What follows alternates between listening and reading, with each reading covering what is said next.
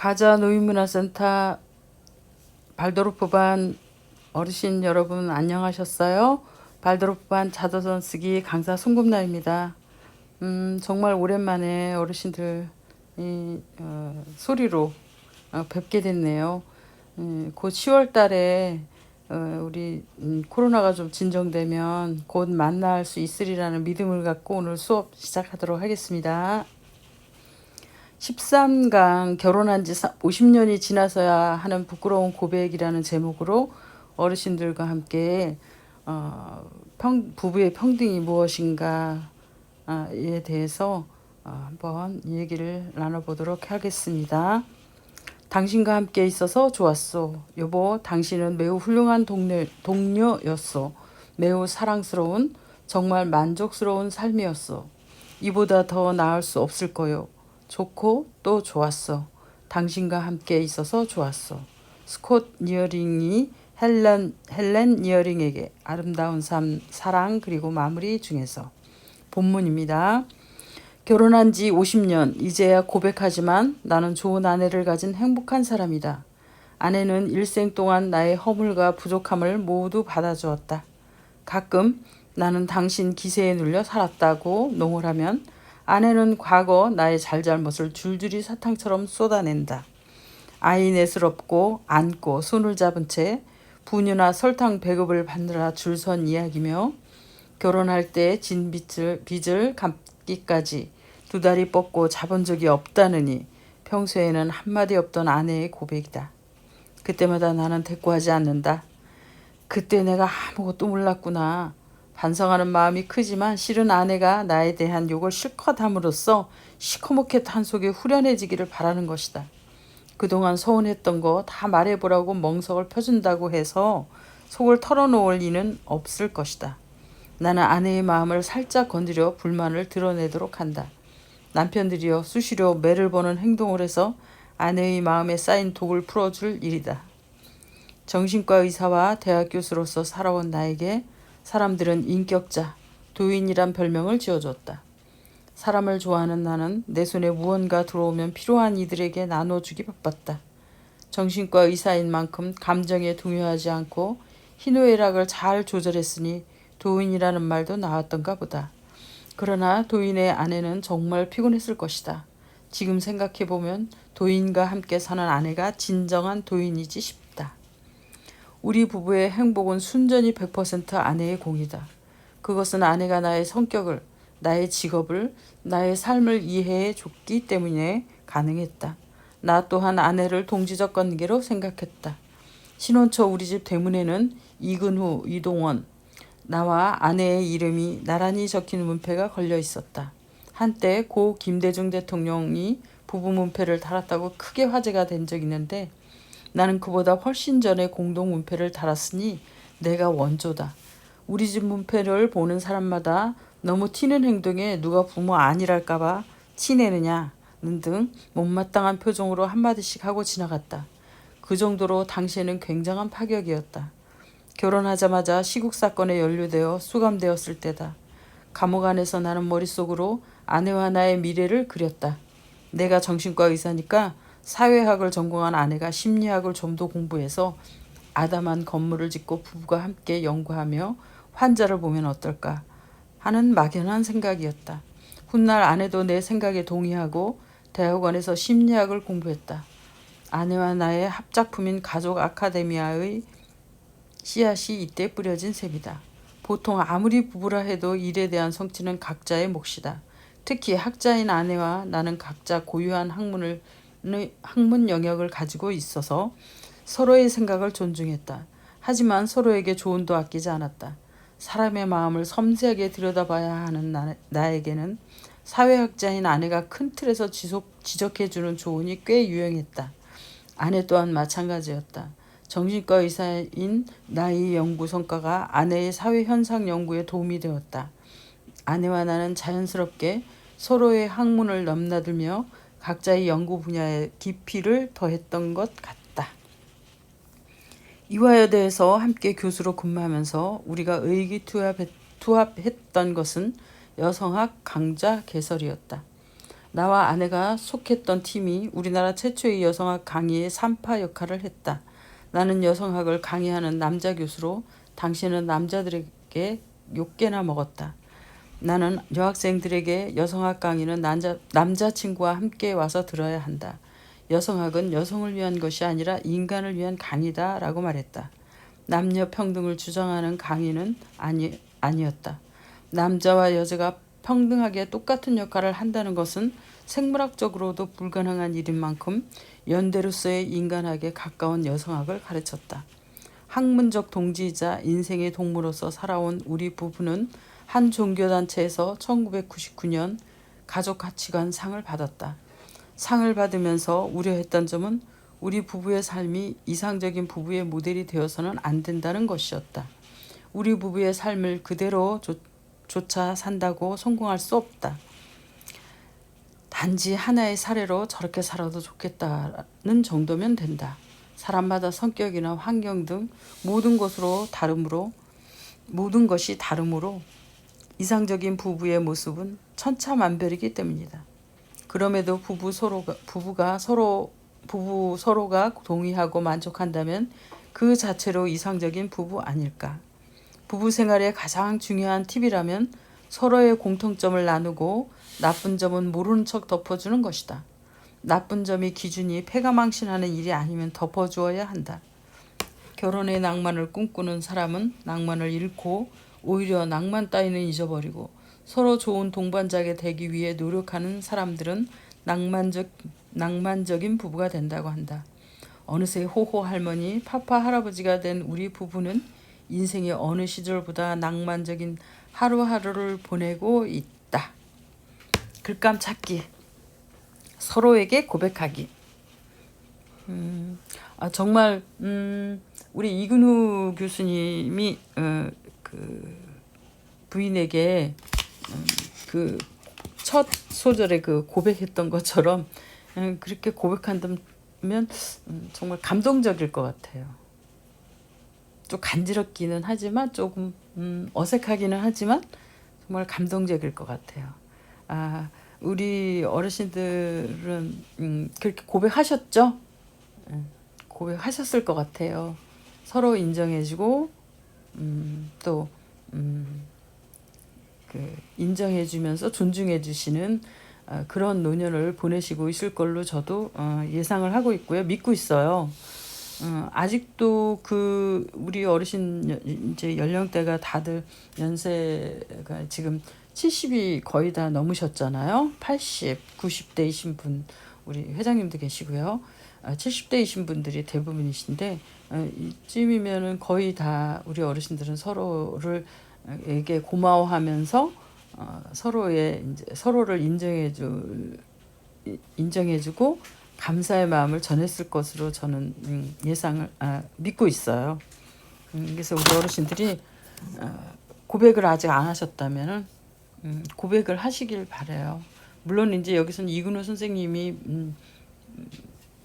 부인에게 고백하는 것만 나오는데 부인도 고백하셨겠죠. 서로 고백을 하셨을 것 같아요. 그런데 이제 여성이 이제 그렇게 고백하기까지는 제가 이제 여성의 입장으로 남자들의 그런 여러 가지 상황을 봤을 때는 좀 고백하기가 시간이 좀 더 걸리지 않았을까? 예를 들면 이제 여기 본문에도 쓰여 있듯이 아이들을 넷을 데리고 업고 걸리고 안고 해서 분유를 타러 다니고 했던 그 얘기를 하셨는데 사실 이제 아이를 키워본 엄마들은 대체적으로 이제 아이가 아플 때 아빠들이 밤새워서 지키지 않아요. 아빠들은 이제 나가서 이제 대부분 일을 하시기도 하지만 근데 요즘엔 또 엄마들도 일을 하죠. 그런데도 불구하고 아이가 열이 나고 아이가 아플 때 밤새도록 잠을 못 자고 지키고 있는 동안 이제 남편은 코를 두르렁두르렁 골고 자고 있죠. 그땐 조금 이제 좀 서운하기도 해요. 근데 이제 그게 여러 번 겹치다 보면은 정말 이제 짜증이 나죠. 대체적으로 남녀평등 하면서도 이제 우리는 조금 많이 과도기적, 특히 우리 어머니 아버지 세대에는 우리 어르신들은 이제 그 남녀평등에 대해서 막연히 알고 계셨지만 실천하기는 조금 쑥스러운 그런 시대였어요. 그래서 이제 남녀평등을 좀 이근우 선생님처럼 문패를 같이 이름을 같이 단다든지 했을 경우에, 아니면 이제 남녀평등을 실현하기 위해서 그 우리가 이제 통상적으로 여성의 영역이라고 생각했던 그런 분야의 일을 이제 남편이 도와주면은 이제 이웃집 남자들, 아니면 이제 그 사람이 이제 사회적으로 알려진 경우에는 이제 사회적으로 이제 좀 비판을 받았죠. 남성들에게 남자 망신 다 시킨다 뭐 이런 식으로 남자의 권위를 떨어뜨린 양 이제 그렇게 비판하기도 했었죠. 그런데 이제 그런 과도기를 거치면서 저희들 이제 우리 어르신들, 어머니 아버지 세대 우리 어르신들 이후에 이제 저희 세대에서는 이제 어느 정도 이제 과도기적인 그런 현상이 있었죠. 이것은 해줄 수 있고 이것은 못 해주고, 이제 그 예로 들면은 이렇게 남자가 검은 봉투 뭐 이렇게 뭐 물건 이렇게 손에 들고 가는 거를 싫어하고 꺼려하면서 여자가 무거운 걸 들고 가는 거는 계속됐던 것 같아요. 거의 안 그런 신 분들도 있었지만 저 같은 경우는 좀 그랬던 것 같아요.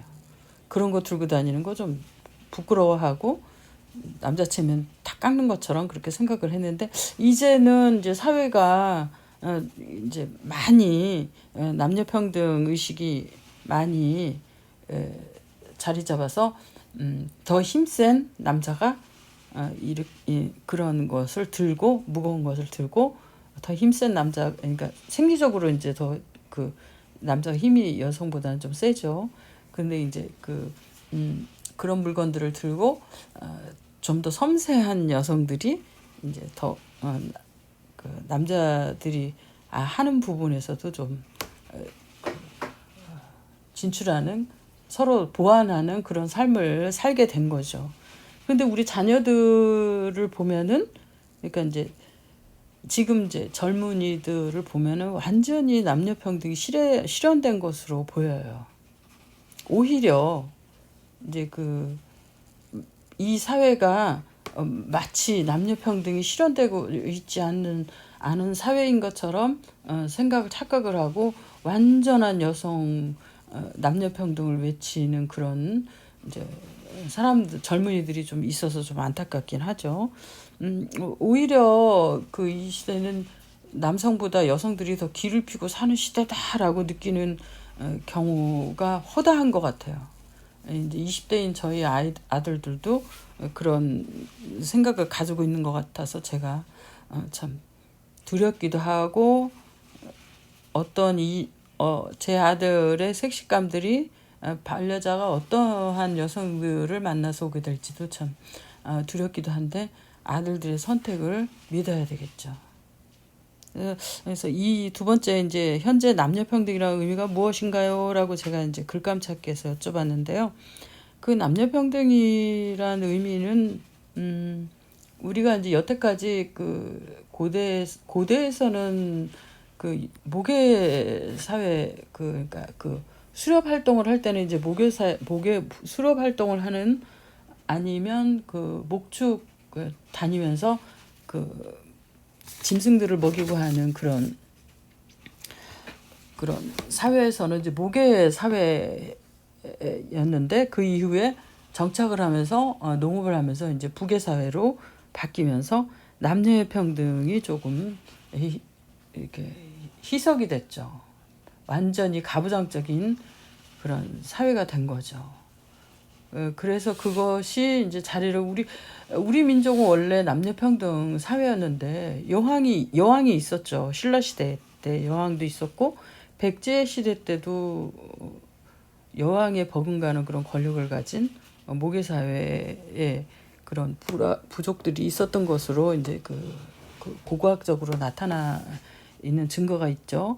그런데 이제 그 현대 그 과도기적으로 그러니까 조선 시대를 거치면서 근대에 오면서 완전히 이제 여성 남녀 평등을 외치면서 뭐 자유부인 또 여러 그 용어가 생겨나게 됐죠. 그러니까 왜곡된 거예요. 그 자유부인이라는 것도 왜곡된 거죠. 그래서 남녀평등이라는 의미가 조금 더 건설적 그러니까 서로의 그 이근우 선생님의 이제 그 말씀처럼 서로의 그 서로를 보완해주는 그런 관계로 남녀평등이 실현되어야 함에도 불구하고 여성이 그 주류를 이루는 그런 사회로 가서는 바람직하지 않다는 거죠. 이제 우리나라의 남녀 평등 지수가 아직도 좀 더 올라가야 된다. 더 개선되어야 한다라는 얘기에는 저도 이제 반대하지 않아요. 왜냐하면 그 직장 내에서 진급하는 데서도 이제 여성들은 그 불이익을 당하죠. 왜냐하면 결혼해서 아이를 낳아야 되는 여성들인 경우에 이제 아이를 낳게 되면은 육아휴직을 하게 되죠. 그러면 이제 경력 단절이 되는 거고 또 결혼을 하면 또 여성은 또 경력 단절에 들어가게 되고 또 육아를 하면서 또 경력 단절. 그러니까 여성에게 그 결혼을 포기할 수밖에 없는 자기 실현을 위해서 결혼을 포기할 수밖에 없는 사회의 그런 여러 가지 구조적인 문제, 그다음 우리들이 가지고 있는 여러 가지 여성에 대한 그 비하 이런 것은 정말 개선되어야 된다고 보고요. 점차 개선되리라고 봐요. 그리고 이제 무슨 일을 하는 데 있어서 남자들이 일을 더 수월하게 잘한다라는 그런 인식은 점점 개선되고 있지 않나 그런 생각을 하게 돼요. 그 대표적인 예로 이제 유명희 통상교섭본부장 같은 경우도 상당히 유능하죠. 그리고 이제 강경화 장관도 그랬고요. 여성들이 사회의 그 지도자로서도 손색이 없는 그런 여성들을 배출할 수 있는 사회가 진정한 남녀 평등을 이루는 사회이고요.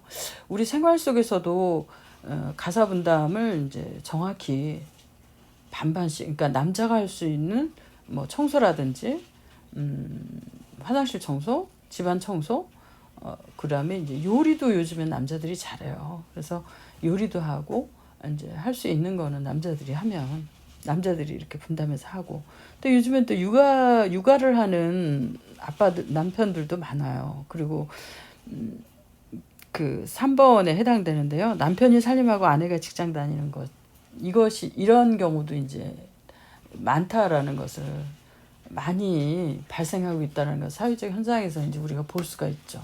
그래서 한때는 이제 그 가정 주부로서 남편이 이제 그 역할을 하는 경우가 이제 많이 그 매스컴에 노출이 됐었죠. 그래서 처음에는 조금 어색했었는데 요즘에는 이제 하도 많으니까 그게 이제 자연스럽게 사회 현상으로 받아들여지게 된다는 걸 느끼죠. 우리 어르신들 세대에서는 전혀 생각할 수도 없는 거였어요. 우리 그 옛말에 뭐 남자가 부엌에 들어가면 뭐가 떨어진다고 막 이러면서 부엌에 얼씬도 못하게 했었죠. 그렇지만 어디 그 임금님의 조선시대만 봐도 임금님의 수라상을 책임지고 있던 최고의 그 숙수라 그러죠. 남자였잖아요. 그러니까 이제 그 뭐라 그럴까 우리 남존여비 사상이 스스로 여성들에게도 있었던 거예요. 그게 이제 할머니로부터 딸에게, 그 엄마로부터 딸에게 뭐 이런 식으로 전수가 된 거죠.